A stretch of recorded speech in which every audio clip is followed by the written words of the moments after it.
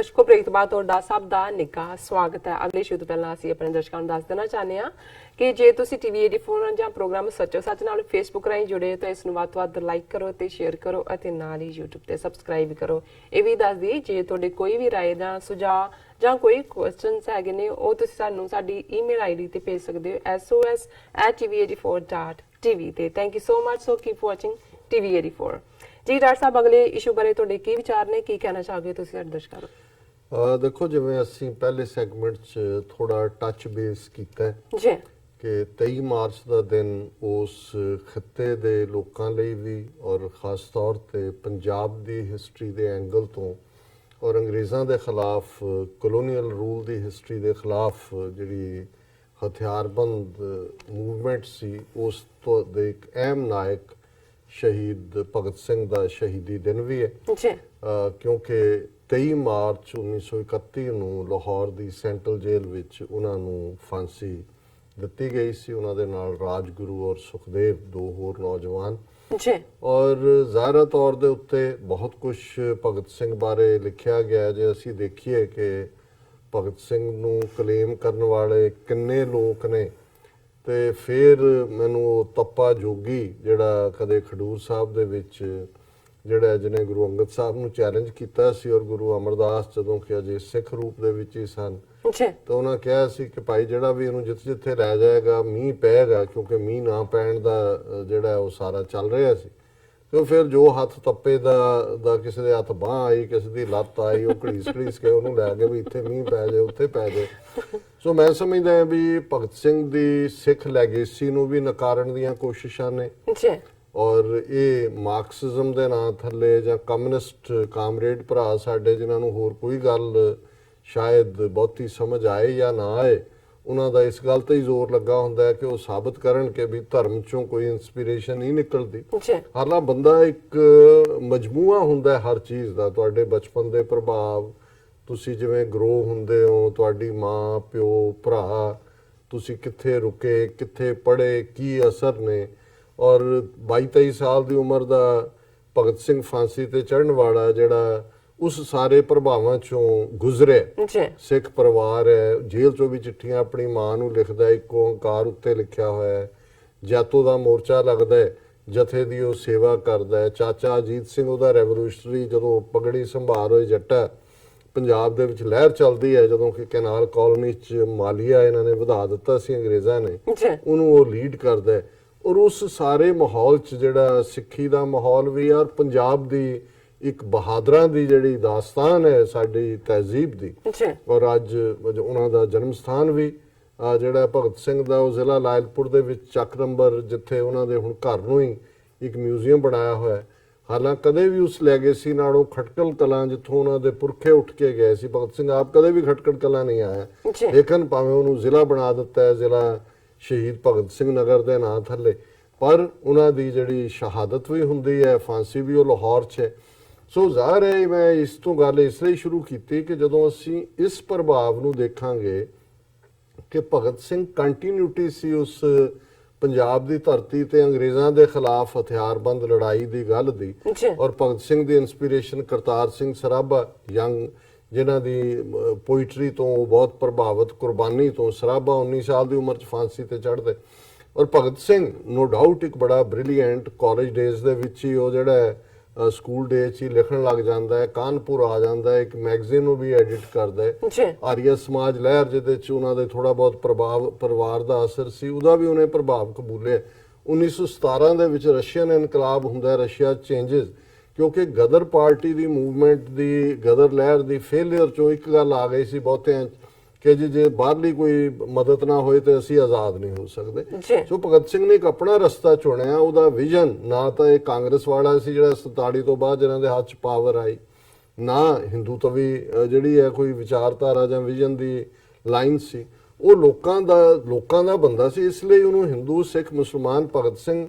Instant hero ਸੀ ਉਸ period ਦੇ ਵਿੱਚ, ਕਿਉਂਕਿ ਇੱਕ ਤਾਂ ਚੈਲੰਜ ਸੀ ਔਰ ਉਹਨੇ ਭਗਤ ਸਿੰਘ ਨੇ ਜਦੋਂ ਰੌਲਟ ਐਕਟ ਇਹਨਾਂ ਨੇ ਬਣਾਇਆ ਅੰਗਰੇਜ਼ਾਂ ਨੇ, ਫਸਟ ਵਰਲਡ ਵਾਰ ਖਤਮ ਹੋਣ ਤੋਂ ਬਾਅਦ ਕੋਈ 5 ਬੰਦੇ ਕਿਤੇ ਇਕੱਠੇ ਨਹੀਂ ਹੋ ਸਕਦੇ, ਦੂਜਾ ਜਲਿਆਂਵਾਲਾ ਬਾਗ ਵਾਪਰਿਆ, ਉਹ ਵੀ ਬਿਹਾਈਂਡ ਉਹ ਚੱਲ ਰਿਹਾ ਸੀ ਹਿਸਟਰੀ ਦਾ ਪਾਰਟ। ਫਿਰ ਸਾਈਮਨ ਕਮਿਸ਼ਨ ਆ ਗਿਆ ਜੀ ਜਿਹੜਾ ਕਿ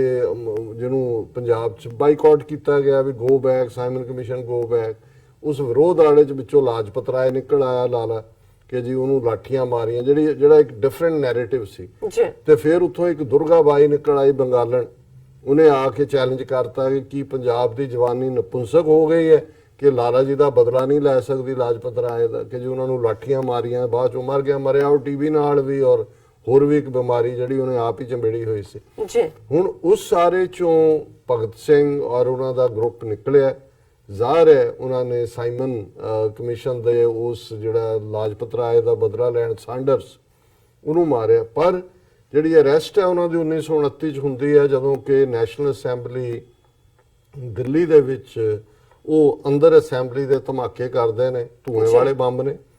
ਭੱਜਦੇ ਨਹੀਂ, ਗ੍ਰਿਫਤਾਰੀ ਦਿੰਦੇ ਨੇ, ਔਰ ਜਦੋਂ ਜੇਲ੍ਹ ਦੇ ਵਿੱਚ ਉਹਨਾਂ ਦਾ ਟ੍ਰਾਇਲ ਚੱਲਦਾ ਹੈ ਜੀ ਔਰ ਉਹਦੇ ਚ ਫਿਰ ਉਹ ਭਗਤ ਸਿੰਘ ਵਿਚਲਾ ਜਿਹੜਾ ਇੱਕ ਰੈਵੋਲੂਸ਼ਨਰੀ, ਇੱਕ ਪੰਜਾਬੀ, ਇੱਕ ਯੰਗ ਸਿੱਖ, ਇੱਕ ਚੈਲੰਜਿੰਗ, ਜਿਹੜਾ ਅੰਗਰੇਜ਼ਾਂ ਦੀਆਂ ਅੱਖਾਂ 'ਚ ਅੱਖਾਂ ਪਾ ਕੇ ਉਹਨਾਂ ਨੂੰ ਕਹਿ ਰਿਹਾ ਕਿ ਵੀ ਜਿੱਥੇ ਕੋਈ ਅਪੀਲ, ਵਕੀਲ, ਦਲੀਲ ਕਾਮਯਾਬ ਨਾ ਹੋਏ ਉੱਥੇ ਬੋਲੇ ਕੰਨਾਂ ਨੂੰ ਸੁਣਾਉਣ ਦੇ ਲਈ ਧਮਾਕੇ ਕਰਨੇ ਪੈਂਦੇ ਨੇ। ਸੋ ਭਗਤ ਸਿੰਘ ਦਾ ਇਮੇਜ ਉਸ ਫੀਅਰਲੈਸ ਪੰਜਾਬੀ ਸਿੱਖ ਨੌਜਵਾਨ ਵਾਲਾ ਉੱਭਰਦਾ ਹੈ। ਔਰ ਇਧਰ ਭਗਤ ਸਿੰਘ ਦਾ ਜਿੰਨਾ ਜਿਉਂ-ਜਿਉਂ ਪਪੂਲਰ ਹੁੰਦਾ ਹੈ ਸਾਰੇ, ਗਾਂਧੀ ਔਰ ਇਹ ਜਿਹੜੀ ਐਸਟੈਬਲਿਸ਼ ਲੀਡਰਸ਼ਿਪ ਅੰਗਰੇਜ਼ਾਂ ਦੀ ਕੀਤੀ ਹੋਈ ਸੀ, ਇਹਨਾਂ ਦੇ ਨੂੰ ਹੱਥਾਂ ਪੈਰਾਂ ਦੀ ਪੈ ਜਾਂਦੀ ਹੈ ਪੈਰਲਲ, ਜਿਹੜਾ ਕਿ ਵੀ ਇਹ ਕਿੱਥੋਂ ਹੋ ਗਏ। ਸੋ ਜ਼ਾਹਰ ਹੈ ਵੀ ਅਸੀਂ ਜਦੋਂ ਭਗਤ ਸਿੰਘ ਦੀ ਸ਼ਹਾਦਤ ਨੂੰ ਯਾਦ ਕਰ ਰਹੇ ਹਾਂ, ਅੱਜ ਉਹਨਾਂ ਦੀ ਉਹਦੀ ਲਾਈਫ ਨੂੰ ਵੀ ਯਾਦ ਕਰ ਰਹੇ ਹਾਂ, ਫਿਰ 47 ਤੋਂ ਬਾਅਦ ਦੇ ਦੌਰ 'ਚ ਜੇ ਦੇਖੀਏ ਕਿਉਂ ਜਿਹਾ ਭਾਰਤ ਆਇਆ, ਔਰ ਜਿਹੜੀ ਖਾਲਿਸਤਾਨ ਦੀ ਲਹਿਰ 'ਚ ਭਗਤ ਸਿੰਘ ਦੀ ਛੋਟੀ ਭੈਣ ਸੀ ਪ੍ਰਕਾਸ਼ ਕੌਰ, ਪਿੱਛੇ ਕੁਝ ਸਮਾਂ ਪਹਿਲਾਂ ਹੀ ਉਹਨਾਂ ਦੀ ਸ਼ਾਇਦ 100 ਸਾਲ ਦੇ ਨੇੜੇ ਤੇੜੇ ਉਹਨਾਂ ਦੀ ਉਮਰ ਸੀ ਜਦੋਂ ਉਹਨਾਂ ਨੇ ਚੜ੍ਹਾਈ ਕੀਤੀ। ਔਰ ਉਹਨਾਂ ਦੇ ਜਿਹੜਾ ਕਲੋਜ਼ ਜਵਾਈ ਦਾ ਭਰਾ, ਸ਼ਾਇਦ ਜੇ ਮੈਂ ਗਲਤ ਨਾ ਹੋਵਾਂ, ਕੁਲਜੀਤ ਸਿੰਘ ਜਿਹੜਾ ਸਰਪੰਚ ਸੀ, ਕੁਲਜੀਤ ਸਿੰਘ ਟਾਟਾ ਬਾਲਾ ਜੱਟਾਂ ਪਿੰਡ ਹੈ ਡਿਸਟ੍ਰਿਕਟ ਹੁਸ਼ਿਆਰਪੁਰ ਦਾ, ਉਹ ਚੁੱਕ ਕੇ ਟੌਰਚਰ ਕਰਕੇ ਉਹਨੂੰ ਮਾਰ ਦਿੱਤਾ ਸੀ। ਔਰ ਉਹਨਾਂ ਨੇ 20 ਸਾਲ ਉਹਨਾਂ ਦੇ ਪਰਿਵਾਰ ਨੇ ਲੜਾਈ ਲੜੀ ਉਸ ਦੇ ਲਈ, ਹਾਈ ਕੋਰਟ ਤੱਕ ਦੂਜਾ। ਔਰ ਐਨ ਜਦੋਂ ਅਜੀਤ ਸੰਧੂ ਜਿਹੜਾ ਕਰਨ ਵਾਲਾ ਉਸ ਵੇਲੇ ਦਾ ਉੱਥੇ ਜਿਹੜਾ ਇੰਸਪੈਕਟਰ ਲੱਗਾ ਹੋਇਆ ਸੀ ਦਸੂਏ, ਬਾਅਦ ਐਸਐਸਪੀ ਤਰਨਤਾਰਨ ਲੱਗ ਕੇ ਉਹਨੇ ਹਜ਼ਾਰਾਂ ਸਿੱਖ ਨੌਜਵਾਨਾਂ ਨੂੰ ਅਣਪਛਾਤੀਆਂ ਲਾਸ਼ਾਂ ਬਣਾਇਆ, ਉਸ ਦਾ ਸੁਸਾਈਡ ਜਾਂ ਮਰਡਰ ਇੱਕ ਡਿਬੇਟ ਹੈ ਕੀਤਾ। ਸੋ ਜ਼ਾਹਰ ਹੈ ਕਿ ਜੇ ਭਗਤ ਸਿੰਘ ਔਰ ਇਹ ਗੱਲ ਜਿੰਦਾ ਸੁੱਖਾ ਜਿਨ੍ਹਾਂ ਨੇ ਜਨਰਲ ਵੈਦਿਆ ਜਿਹਨੇ ਦਰਬਾਰ ਸਾਹਿਬ ਤੇ ਹਮਲਾ ਕੀਤਾ ਸੀ, ਉਹਨਾਂ ਨੇ ਜਿੰਦੇ ਸੁੱਖੇ ਨੇ ਕੁਲਦੀਪ ਨਈਅਰ ਨੂੰ ਇਹ ਲਿਖਿਆ ਸੀ ਕਿ ਕੁਲਦੀਪ ਨਈਅਰ ਉਹਨਾਂ ਨੂੰ ਦਹਿਸ਼ਤਗਰਦ ਕਹਿੰਦਾ ਸੀ, ਤੇ ਭਗਤ ਸਿੰਘ ਦੇ ਉੱਤੇ ਕਿਤਾਬ ਲਿਖੀ ਹੋਈ ਸੀ ਉਹਨਾਂ ਨੇ। ਤੇ ਭਗਤ ਸਿੰਘ ਉਹਨਾਂ ਨੇ ਉਹਨੂੰ ਕਿਹਾ ਨਈਅਰ ਨੂੰ ਕਿ ਵੀ ਇਹ ਗੱਲ ਜਿਹੜੀ ਹੈ ਠੀਕ ਨਹੀਂ ਹੈ ਜਿਹੜੀ ਤੇਰੀ ਪਹੁੰਚ ਹੈ। ਔਰ ਮੈਂ ਅਕਸਰ ਇਹ ਗੱਲ ਕਹਿੰਦਾ ਕਿ ਜੇ ਸੁੱਖਾ ਜਿੰਦਾ 1920 ਚ ਹੁੰਦੇ ਤੇ ਉਹਨਾਂ ਨੇ ਭਗਤ ਸਿੰਘ ਦੇ ਸਾਥੀ ਹੋਣਾ ਸੀ,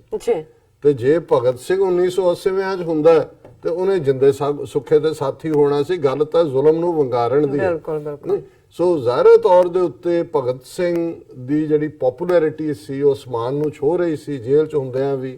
ਜੇਲ੍ਹ ਚ ਉਹਨੇ ਵਰਤ ਵੀ ਰੱਖਿਆ ਕਿ ਵੀ ਅਸੀਂ ਪੋਲੀਟੀਕਲ ਪ੍ਰਿਜ਼ਨਰ ਹੈ, ਅਸੀਂ ਆਪਣੀ, ਤੁਸੀਂ ਤੁਹਾਡਾ ਇੱਥੇ ਕੀ ਕੰਮ ਹੈ ਅੰਗਰੇਜ਼ਾਂ ਦਾ, ਭੱਜੋ ਇੱਥੋਂ, ਅਸੀਂ ਪੋਲੀਟੀਕਲ ਪ੍ਰਿਜ਼ਨਰ ਹਾਂ ਔਰ ਸਾਡੇ ਹੱਕ ਨੇ। ਔਰ ਉਹਨਾਂ ਨੇ ਲੰਬਾ ਵਕਤ ਵਰਤ ਰੱਖਿਆ, ਉਹਨਾਂ ਦੇ ਦਿਨ ਵੇਰੀ ਕਰਦੇ ਨੇ। ਇੱਕ ਯਤਨ ਦਾਸ ਜਾਂ ਉਹਨਾਂ ਦਾ ਨਾਂ ਸੀ, ਉਹਦੀ ਡੈਥ ਵੀ ਹੋ ਗਈ ਉਸ ਪੀਰੀਅਡ 'ਚ, ਉਹ ਵੀ ਉਹਨਾਂ ਦਾ ਸਾਥੀ ਸੀ, ਭਗਤ ਸਿੰਘ ਨੂੰ ਬਹੁਤ ਪਿਆਰ ਕਰਦਾ ਸੀ, ਜਤਿੰਦਰ ਦਾਸ ਜਾਂ ਯਤਨ ਦਾਸ। ਔਰ ਉਹ ਭਾਰਤ ਭਰ ਦੇ ਵਿੱਚ ਇਸ ਗੱਲ ਦੀ ਧਮਕ ਸੀ। ਔਰ ਇਹ ਉਹ ਪੀਰੀਅਡ ਸੀ ਕਿ ਬ੍ਰਿਟਿਸ਼ ਗਵਰਨਮੈਂਟ ਘਬਰਾਈ ਹੋਈ ਸੀ, ਪਰ ਉਹਨਾਂ ਨੇ ਗਾਂਧੀ ਨੂੰ ਜਿਹੜਾ ਹੈ ਉਹ ਪ੍ਰਮੋਟ ਕਰਨ ਦੀ ਲਾਈਨ ਰੱਖੀ ਹੋਈ ਸੀ। ਇਰਵਿਨ ਉਸ ਵੇਲੇ ਵਾਇਸਰਾਏ ਸੀ, ਔਰ ਗਾਂਧੀ ਨਾਲ ਉਹਨੇ ਗੱਲਬਾਤ ਦੀ ਸ਼ੁਰੂਆਤ ਕੀਤੀ। ਔਰ ਭਾਰਤ ਦੇ ਲੋਕ ਇਹ ਚਾਹੁੰਦੇ ਸੀ ਕਿ ਵੀ ਗੱਲਬਾਤ ਦੀ ਪ੍ਰੀ ਕੰਡੀਸ਼ਨ ਜਾਂ ਗੱਲਬਾਤ 'ਚ ਗਾਂਧੀ ਇਹ ਕਹੇ ਕਿ ਕਮਿਊਟ ਕਰੋ ਉਹਨਾਂ ਦੀ ਜਿਹੜੀ ਸਜ਼ਾਏ ਮੌਤ, ਫਾਂਸੀ ਦੀ ਸਜ਼ਾ ਉਹਨਾਂ ਦੀ ਦਿੱਤੀ ਹੋਈ ਹੈ ਭਗਤ ਸਿੰਘ ਹੋਰਾਂ ਨੂੰ। ਪਰ ਗਾਂਧੀ ਨੇ ਉਸ ਨੂੰ ਬਿਲਕੁਲ ਨਹੀਂ ਲਿਆਂਦਾ। ਔਰ ਹਾਲਾਂਕਿ ਗਾਂਧੀ ਇਰਵਿਨ ਪੈਕਟ ਹੋਇਆ, ਪਰ ਗਾਂਧੀ ਕਹਿੰਦਾ ਸੀ ਜੀ ਕਿ ਇਹ ਗਲਤ ਹੈ ਜੇ ਅਸੀਂ ਪੋਲੀਟੀਕਲ ਦਬਾਅ ਬਣਾਉਂਦੇ ਆ ਜਾਂ ਲੋਕਾਂ ਦਾ। ਔਰ ਉਹਦੇ ਉੱਤੇ ਜਿਹੜੇ ਭਗਤ ਸਿੰਘ ਦੇ ਇੱਕ ਸਾਥੀ ਰਹੇ ਯਸ਼ਪਾਲ, ਉਹਨਾਂ ਨੇ ਗਾਂਧੀ ਦੀ ਇਸ ਜਿਹੜੀ ਉਸ ਦਾ ਗਾਂਧੀ ਦੀ ਇੱਕ ਗੱਦਾਰੀ ਵਾਲਾ ਰੋਲ ਸੀ ਉਹਦੇ ਤੇ ਇਹਨੇ ਕਿਹਾ ਯਸ਼ਪਾਲ ਨੇ,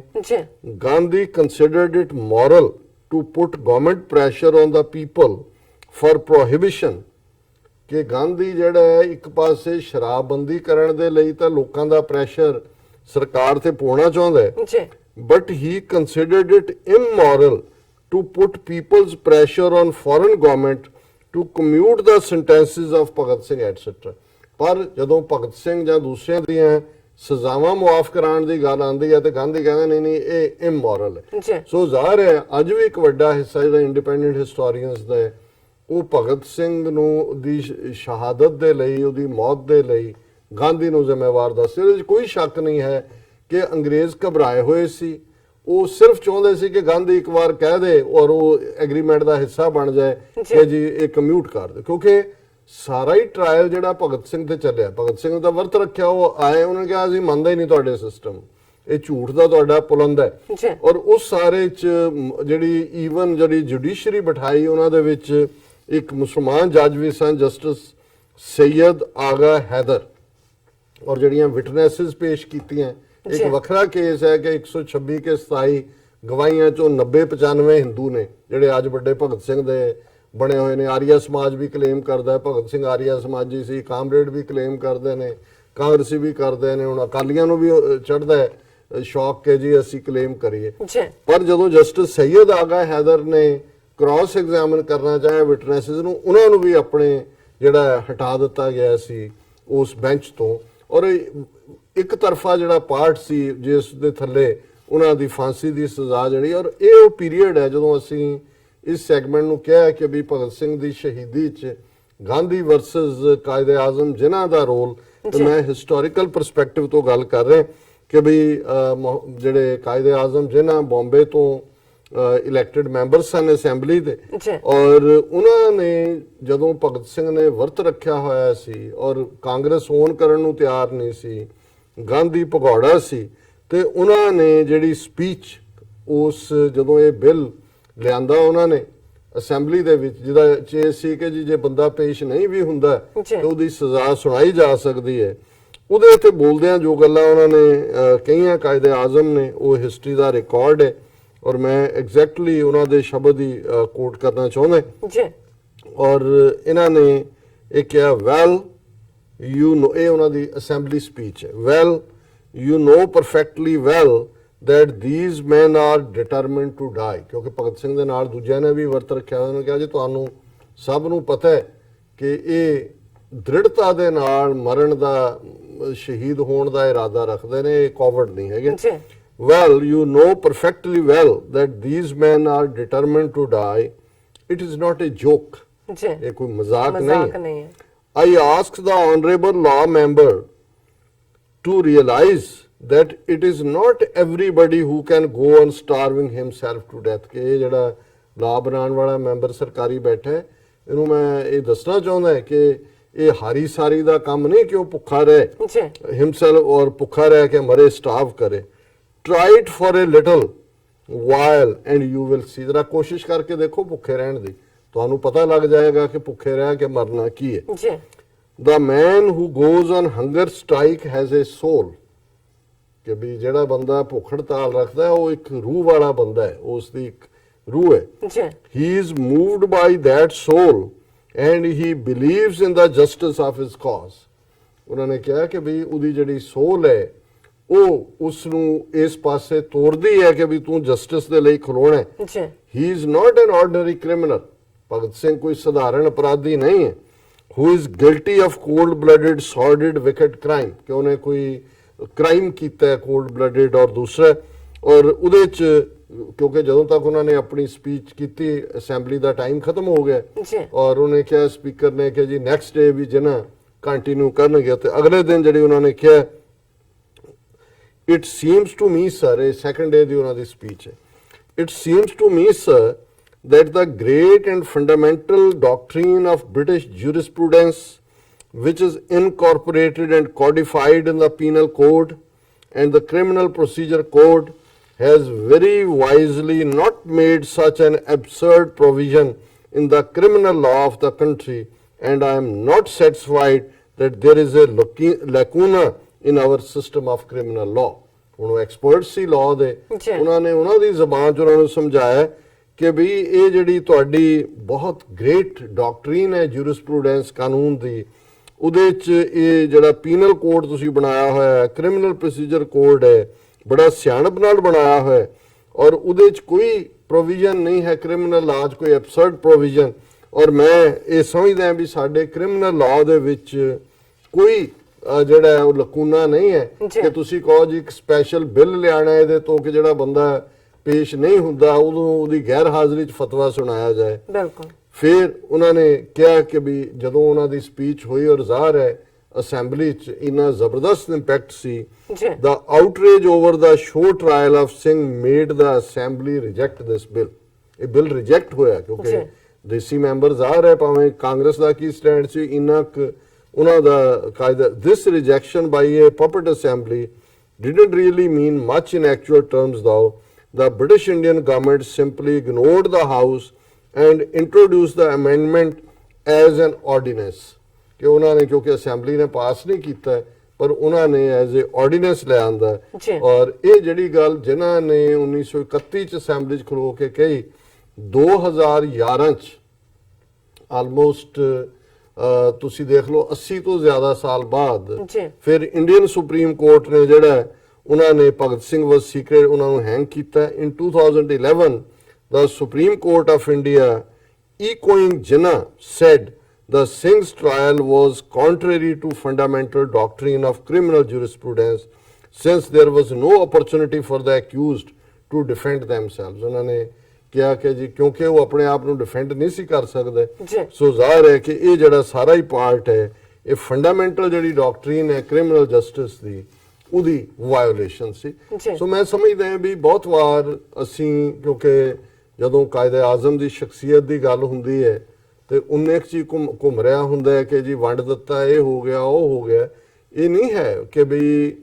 ਉਹਨਾਂ ਦੀ ਓਵਰਆਲ ਪਰਸਨੈਲਿਟੀ ਇਸ ਲੈਵਲ ਦੀ ਸੀ ਕਿਉਂਕਿ ਜਸਟਿਸ ਲਈ ਜਿਹੜੀ ਗੱਲ ਉਹਨਾਂ ਨੂੰ ਠੀਕ ਲੱਗਦੇ, ਕੋਈ ਭਗਤ ਸਿੰਘ ਨਾਲ ਉਹਨਾਂ ਦਾ ਇੰਟਰੈਕਸ਼ਨ ਨਹੀਂ ਸੀ, ਕੋਈ ਉਹਨਾਂ ਦੀ ਪਾਰਟੀ ਨਹੀਂ ਸੀ, ਕੋਈ ਉਹਨਾਂ ਦਾ ਮੋਟਿਵ ਨਹੀਂ ਸੀ ਸੈਲਫ, ਪਰ ਉਹਨਾਂ ਨੂੰ ਲੱਗਾ ਕਿ ਵੀ ਨਹੀਂ ਇਹ ਧੱਕਾ ਕਰ ਰਹੇ ਨੇ ਐਂਡ ਇਹ ਸਟੂਡ ਬਾਈ। ਕਾਸ਼ ਉਸ ਦੌਰ ਦੇ ਵਿੱਚ ਸਾਡੇ ਕੋਲ ਵੀ ਕੋਈ ਇਸ ਵਿਜ਼ਨ ਦਾ ਔਰ ਇਸ ਕਰੇਜ ਵਾਲਾ ਔਰ ਸਾਰੇ ਸਿਸਟਮ ਨੂੰ ਸਮਝਣ ਵਾਲਾ ਬੰਦਾ ਹੁੰਦਾ ਤੇ ਫਿਰ ਅਸੀਂ ਪਿਛਲੇ 72 ਸਾਲ ਤੋਂ ਇਹਨਾਂ ਦੀ ਗੁਲਾਮੀ ਦੇ ਵਿੱਚ, ਜਿਨ੍ਹਾਂ ਦਾ ਆਇਨ ਕਨਸਟੀਟਿਊਸ਼ਨ ਸਾਨੂੰ ਹਿੰਦੂ ਬਣਾਉਂਦਾ ਹੈ, ਜਿਨ੍ਹਾਂ ਨੇ ਪੂਰੀ ਦੀ ਪੂਰੀ ਜਨਰੇਸ਼ਨ ਸਿੱਖਾਂ ਦੀ ਮਾਰ ਮੁਕਾਈ ਹੈ, ਔਰ ਅੱਜ ਜਿਸ ਦਹਾਨੇ ਤੇ ਆ ਕੇ ਅਸੀਂ ਖੜੇ, ਜੇ ਅਸੀਂ ਇਸ ਮੌਕੇ ਨੂੰ ਨਾ ਸੰਭਾਲਿਆ ਤੇ ਫਿਰ ਬਾਰ-ਬਾਰ ਜਿਵੇਂ ਕਿਹਾ ਜਾਂਦਾ ਹੈ ਕਿ ਜੇ ਇਤਿਹਾਸ ਆਪਣੇ ਆਪ ਨੂੰ ਦੁਹਰਾਉਂਦਾ ਹੈ, ਕੋਈ ਇਤਿਹਾਸ